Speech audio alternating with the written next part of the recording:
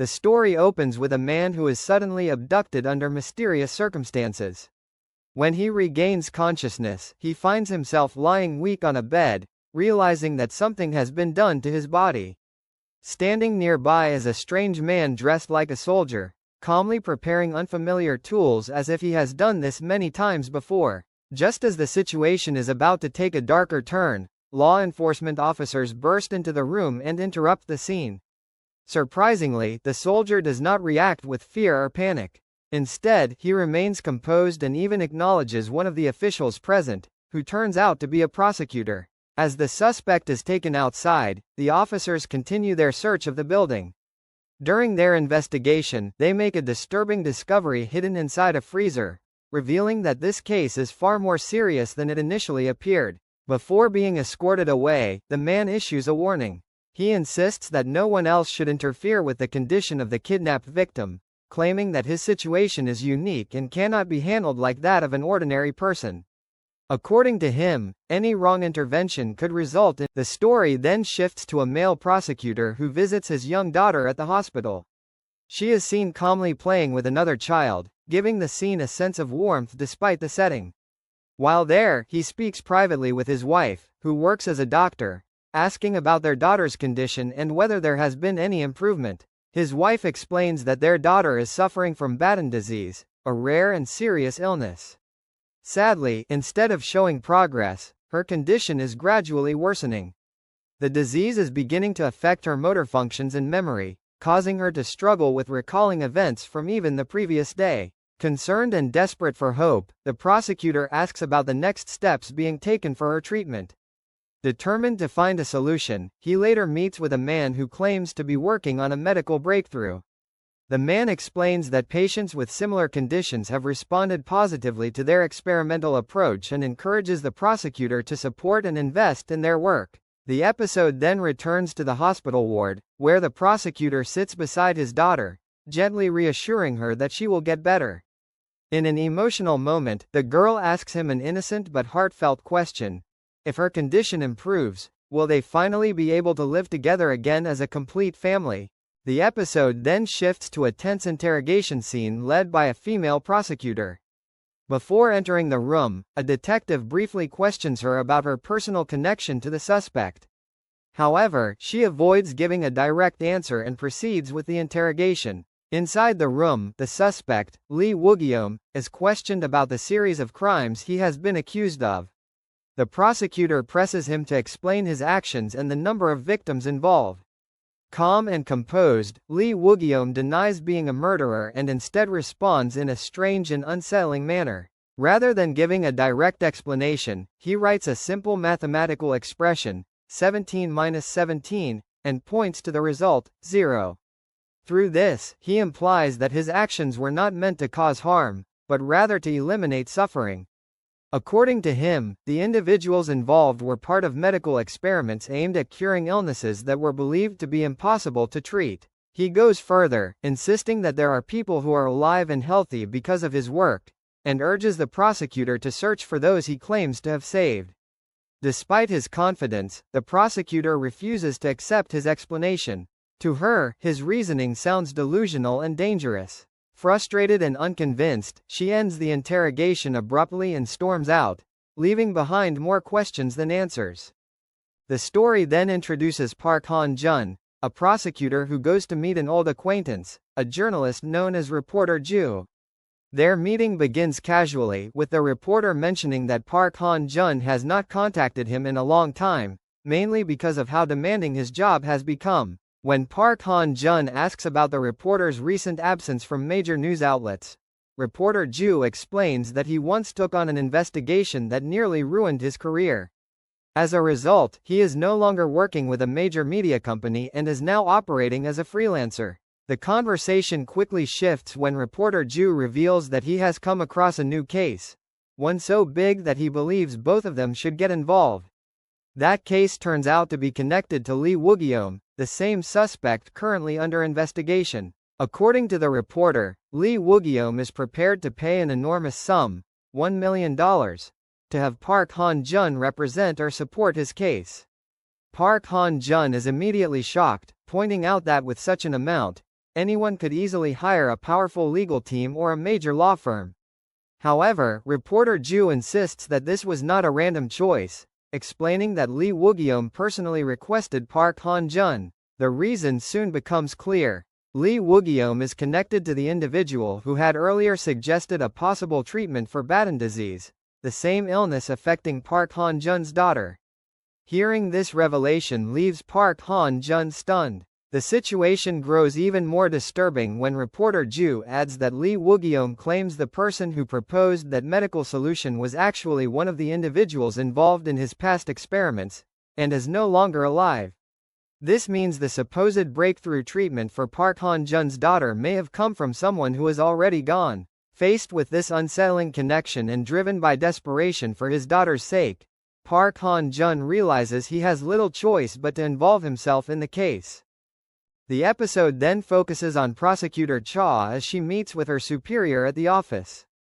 During their conversation, she expresses her frustration, explaining that she feels disliked by many of her colleagues. In response, her boss reassures her, telling her that it is not resentment but envy. According to him, many people see her as someone who comes from a respected background and believe that success comes easily to her, which creates jealousy in the workplace. Despite the reassurance, Prosecutor Cha shifts the discussion to something more serious. She formally requests permission to take over the case involving Lee Woo-gyum.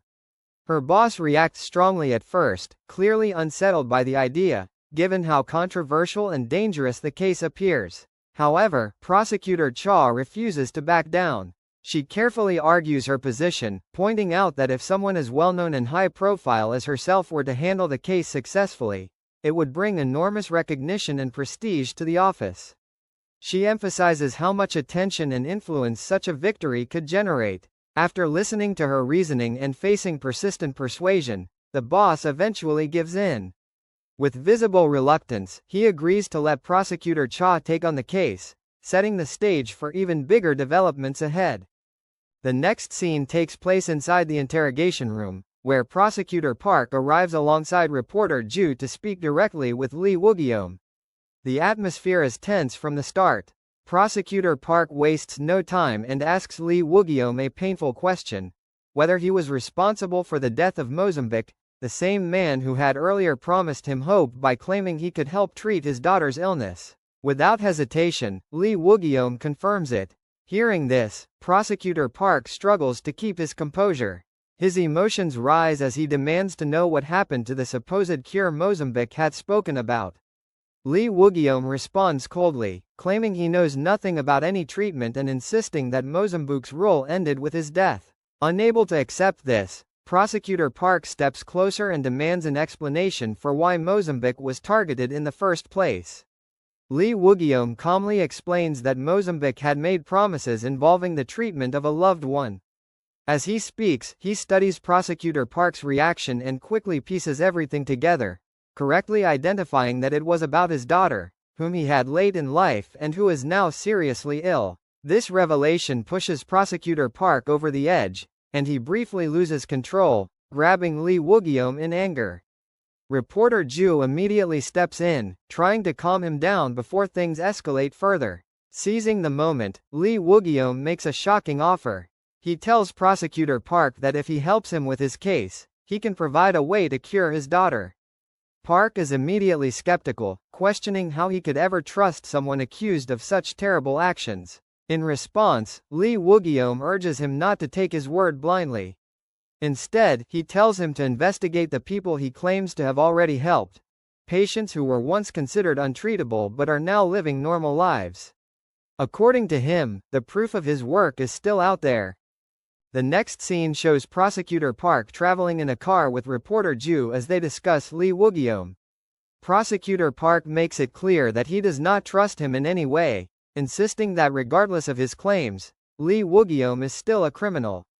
To him, trusting someone like that feels impossible. Reporter Ju offers a different perspective. He explains that Lee Woo-gyum was once an exceptional medical student who ranked at the top of his class and showed extraordinary talent in the field of medicine. According to the reporter, something went wrong along the way, leading him down a dark and controversial path. Determined to uncover the truth, the two begin researching Lee Woo-gyeom's past. Their investigation leads them to a case involving a woman whose child had been suffering from a disease that was believed to be incurable. According to the records, Lee Woo-gyeom had treated the child successfully. They set out to locate the woman and eventually visit a hair salon, where they meet someone who turns out to be her friend. At first, the woman explains that she has not seen her friend in a long time, but promises to pass along any information if she hears from her. Just as Prosecutor Park and reporter Ju are about to leave, she suddenly remembers something important and realizes she may know where the woman is staying.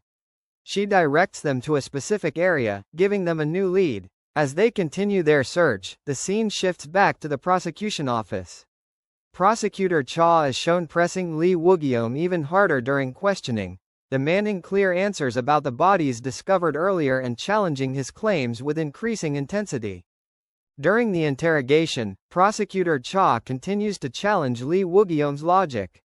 She questions him directly, pointing out the contradiction in his claims. If his goal was truly to save lives, she asks, why did his actions still result in people dying? Lee Woo-gyeom responds by explaining the origin of his research. According to him, everything began as a simple experiment at home. He first tested his chemical formula on a withered plant. By the next morning, the plant had not only recovered but had grown stronger than before. Encouraged by this result, he moved on to animals, starting with small creatures that had physical injuries. After the treatment, they showed remarkable recovery, becoming more active and stronger than expected. Even larger animals displayed similar results. He explains that at first, he had no intention of experimenting on humans.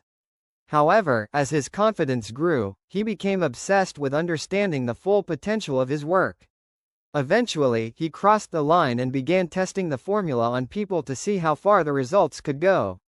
After multiple failures, he claims that the experiment finally succeeded on the 17th subject, proving that his method could truly work. Despite hearing his explanation, Prosecutor Cha remains unmoved. She demands to know what was done afterward and presses him to reveal where the remains were taken. After a long pause, Lee Woo-gyeom finally gives up the information, directing the authorities to a remote, heavily overgrown area. Police units are immediately dispatched to the location. Because the exact spots are unclear, they begin a careful search using specialized equipment to scan the ground. As the search continues, multiple discoveries are made across different points within the area, confirming the scale of what had taken place. After the authorities complete their discovery at the remote location, the focus returns to Prosecutor Park as he continues searching for the woman whose paralyzed son was reportedly cured of an incurable illness. Determined to confirm whether Lee Woo-gyeom's claims hold any truth, he sets out with reporter Ju once again. While driving through the area, reporter Ju eventually falls asleep in the car, leaving Prosecutor Park alone with his thoughts.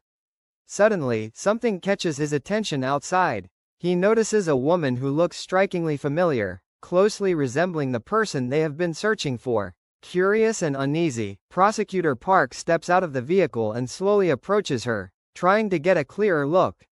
At that moment, a voice calls out to her, saying, "Mom."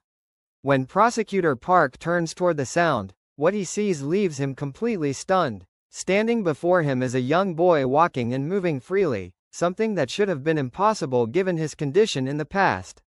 In that instant, Prosecutor Park realizes that Lee Woo-gyeom may have been telling the truth after all.